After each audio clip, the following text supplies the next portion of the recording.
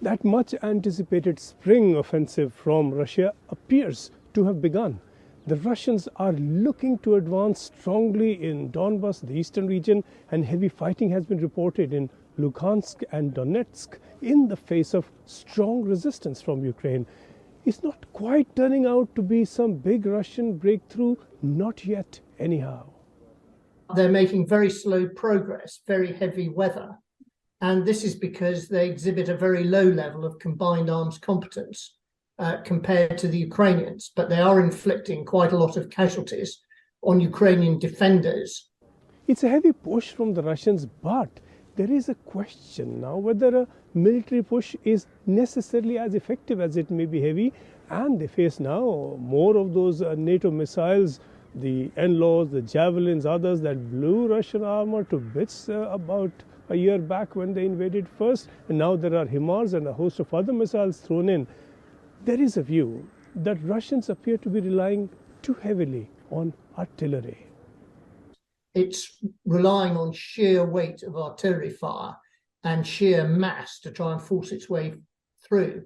But its infantry is going forward in a way that's familiar from the first 3 years of the First World War, suffering very heavy casualties as it does so.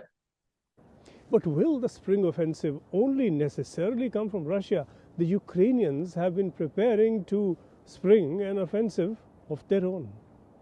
Ukrainian officials like the Ukrainian army chief and other senior Ukrainian army leaders have all said, yes, this is the year in which Ukraine mounts counter-offensive operations to retake significant amounts of territory. And they've always said that they regard Crimea as a legitimate objective.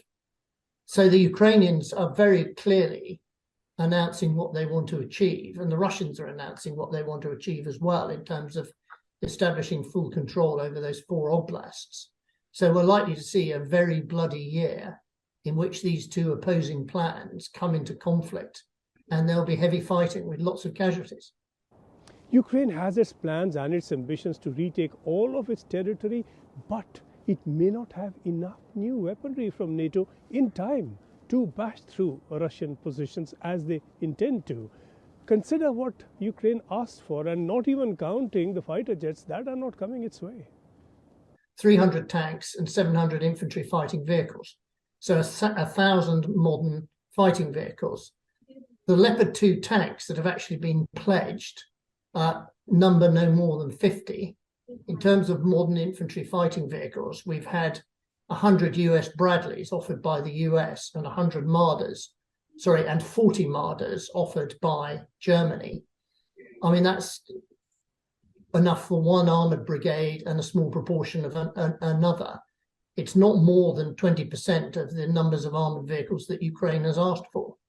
The bigger spring offensive from either or both sides may yet come. For a start, it's not quite spring yet, but it's all now pointing to more and more bloody battles that may not produce the full result that either wants.